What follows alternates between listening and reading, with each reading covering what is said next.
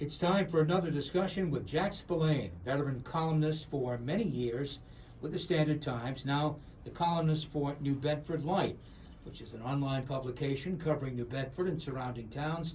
You can read Jack's work and a lot of other interesting stories at newbedfordlight.org. Good morning, Jack. Good morning, Jim. I'll just briefly say I'm masked today. I don't have COVID, but I've been exposed to it, so we're being safe. First off, there is some election aftermath to start with. Can the Healy-Driscoll ticket lose the race for governor? I mean, can they really? Well, anything can happen. There were all kinds of people who said Donald Trump could never win the presidency. You're right there. You had the Electoral College to help him there. I think it would be possible, but very unlikely. And apparently they're getting some strong support in New Bedford from the mayor of New Bedford. Yes, so the mayor has long known Kim Driscoll, who the mayor of Salem, who is running for lieutenant governor. And in recent years, he's also worked closely with Attorney General Maura Healey. Both of them, as we know, were in town a couple weeks ago, right after the election. He took them up to the New Bedford Harbor Walk and showed off the views he's so proud of. And they talked about the problems of the cities. They talked about the need in the cities for state aid. They talked about things like housing, affordable housing, and public education. And those are lunch bucket issues that I think, at least in the beginning, what seems like the Healy-Driscoll ticket is going to run on. Perhaps the better question really is, how can Jeff Deal win? So I think moderate Republicans win all the time in Massachusetts. They do. Charlie Baker, Mitt Romney, Bill Weld. Moderate Republicans win. Right-wing Republicans, very conservative Republicans, not so much. And so he has positioned himself that way, seeking out the former president's endorsement, questioning whether Joe Biden really won the presidency. That may work well with the Republican base, but not so much with the broader electorate, which includes the majority of voters are not Democratic or Republican, but independent these days. And I think by positioning himself so far to the right, which no doubt helped him in the primary, as being left helps you in the Democratic primary, I think he may have gone too far to the right for Massachusetts. I think you won't hear mention it much anymore. No, I think he probably has not talking about that election anymore, and not talking about things like abortion rights. I think he probably, if he can help it, he's not going to talk about it. Yeah. So what is Charlie Baker's future, Jack? Well, it's interesting. One of the most popular, if not the most popular governors in the country, was not sure he wouldn't have a hard primary battle in the Republican primary, which is my opinion as to why he and Lieutenant Governor Polito, who would like to be governor herself, did not run. I think in the final election he would have been the favorite, but he was not sure about how unpleasant that Republican primary could get, and he didn't run. He may have squeaked through, but it would have been, I think it would have been controversial. Yeah. So Charlie Baker is in his early 60s, I believe. I think he says he doesn't intend to retire. He says, I think I read somewhere that he doesn't even have any hobbies. He doesn't play golf. He's a public servant. He's worked with nonprofits like Harvard Pilgrim, the state of Massachusetts, all his life. I would look for him to. I would not even be totally shocked if he ended up in a Biden administration. He has a lot of managerial skills. Maybe if the Deal ticket goes down to a big defeat, people like Charlie will be back. Although I don't know if Charlie himself, at his age, will be back running for governor. The other, one of the local races has had an aftermath as well. That's the race for Bristol County Sheriff. Apparently, one of the candidates, Nick Burney of Fall River, said he will not endorse Paul Heroux, who won the Democratic primary for sheriff. Losers lament or something else?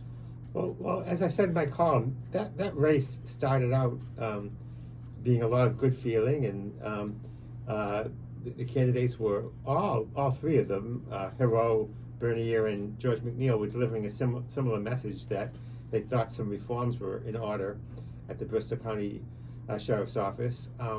But toward the end, Bernier and McNeil, to a lesser extent, criticized Heroux, the winner, pointedly, saying that they allege that he broke a promise not to go negative in the campaign.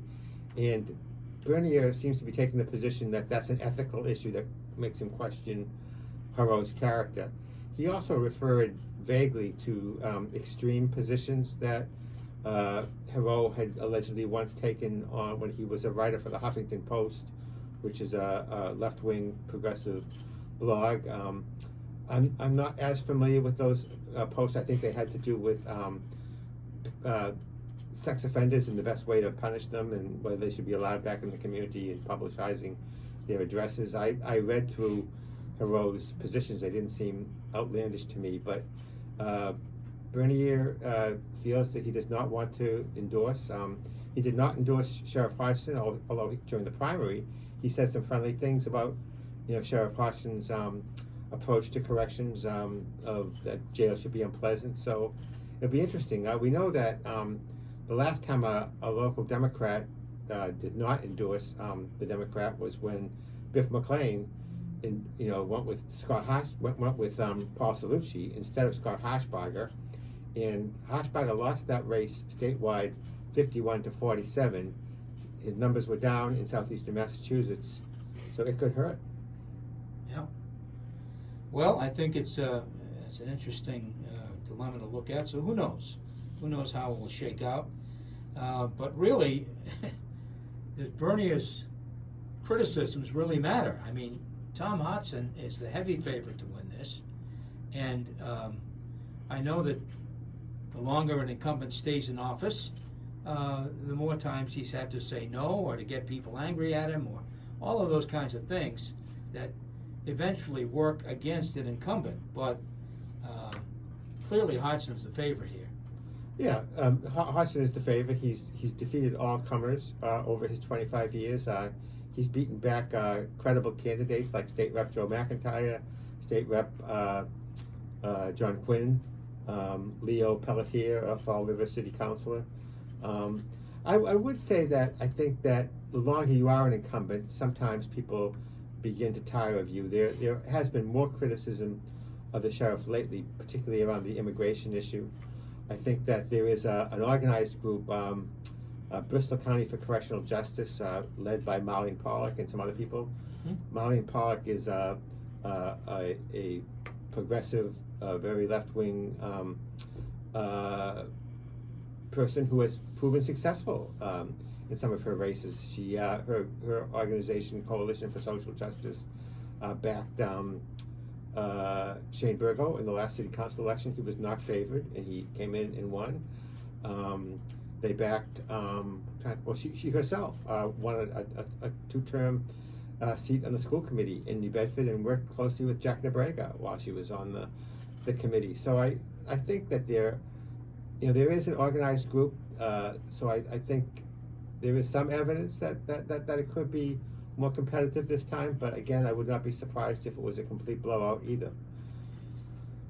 You're listening to Town Square Sunday. I'm Jim Phillips. My guest is Jack Spillane, and Jack, of course, is columnist for the online publication New Bedford Light. So let's talk a little bit about the Venezuelan immigrants who showed up unannounced at Martha's Vineyard last week. They're now at a military base on Cape Cod, Joint Base Cape Cod. That trip, if you will, from Texas to Martha's Vineyard was paid for by Florida Governor Ron DeSantis, who used taxpayers' money, of all things, to pay for that flight. Any thoughts about all of this that's gone on? Well, it's interesting. You should ask Jim. I was just listening to Tim Weisberg on the way in, and Tim had the mayor as a guest yesterday, mm-hmm. and the mayor was saying he'd be happy to welcome some, not all, of the 50 Venezuelan immigrants to New Bedford. The mayor pointed out, and Tim reemphasized, that these are not illegal immigrants. These are people who are in a category of pending status because they are seeking asylum.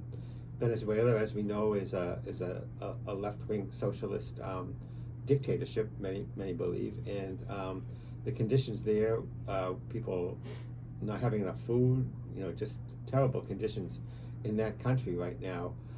Beyond the fact that they're not illegal immigrants, it does bring the issue of the large number of people crossing the border right now, and many people think that's a chaotic situation that is not good for the country.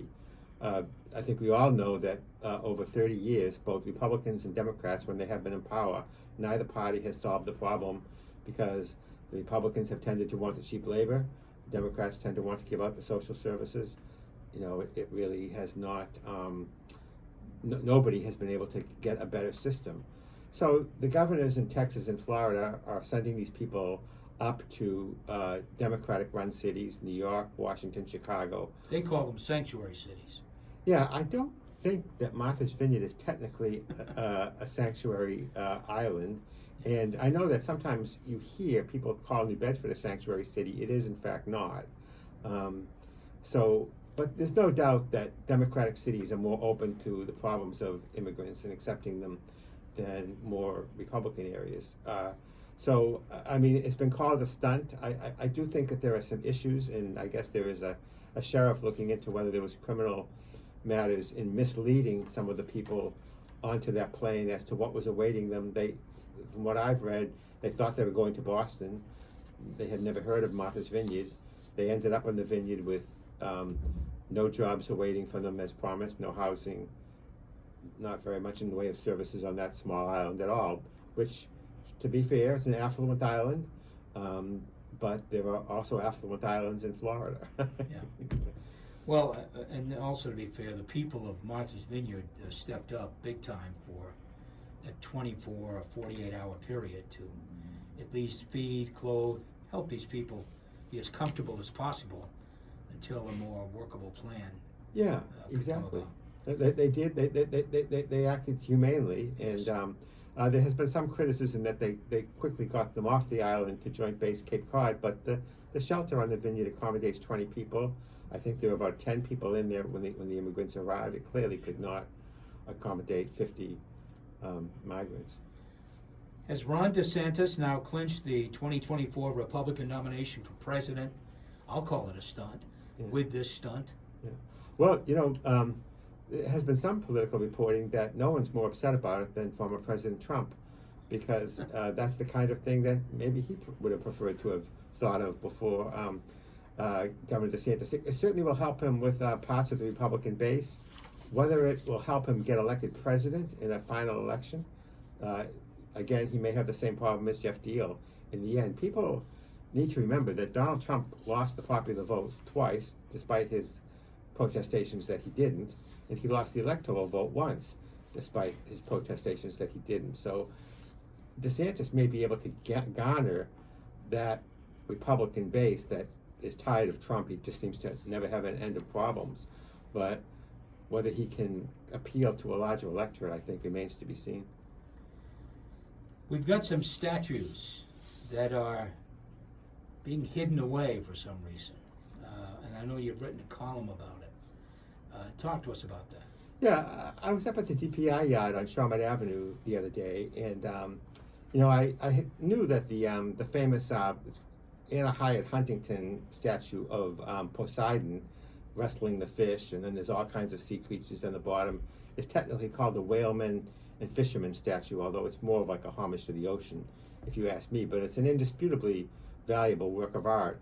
Was taken from Tonneson Park on the waterfront when we came in with the Fisherman's Families monument, which is a very good monument and looks like the real fishermen of New Bedford. But even though some people have objected to this statue, saying that it doesn't include scallops, I saw some things that looked like scallops to me. I'm not an expert on a scallop versus a clam versus a quahog, but it does include a cod. It's a great statue. It's recognized as a great work of art. She was a recognized great artist. There seems to have been a dispute between the Whaling Museum and the city as to who actually owns the statue. The mayor has said in my column that he's willing to go out and raise the money, which is estimated to be at least $75,000 to restore it and bring it back to a place of prominence in New Bedford, which I think is the right thing to do. It's a great piece of art. I think the tourists would love it. You are hosting a chat as we tape this on Thursday. You're hosting a chat tonight. Are you still doing that? I hosted it last night. Actually, last night. Yes, it was Okay. with Andrew O'Leary, the Assistant Superintendent for Finance and Operations in New Bedford, who was credited with doing all kinds of creative things to help the city identify grants and really get its budget in order. They've been rebuilding schools. They've been building new schools, running more equity programs. He's a fascinating guy. He's an immigrant from Cork, Ireland himself, and he's done very well in the New Bedford system. And it was a night full of a lot of information. Mm-hmm. And that'll be on the site for a while, so people can Yes. listen in. So the way we do it is we usually tape them on a Wednesday night, and we video cast them live, and then they go right onto our site where more people see them as they remain on the site than the original video cast. So that'll be there for a while. And finally, Jack, the state plans to return $3 billion to taxpayers later this year, thanks to a little-known state law. What are you going to do with your check? Well, I don't know that my check will be that big, but I'll take whatever I can get. So this is an interesting thing. This law has been on the books, and the Democratic legislature claims that they weren't aware of it, but someone on the other side, the Republicans, certainly were, and that's the law. The money should be returned. It has to be returned. And we're all awaiting that check, for sure. Jack, thanks for coming in. My guest has been Jack Spillane of New Bedford Light. You can check out Jack's work at newbedfordlight.org. Good to see you again. Good to see you, Jim. Stay with us. Town Square Sunday will return in just a moment. Want to stop that for?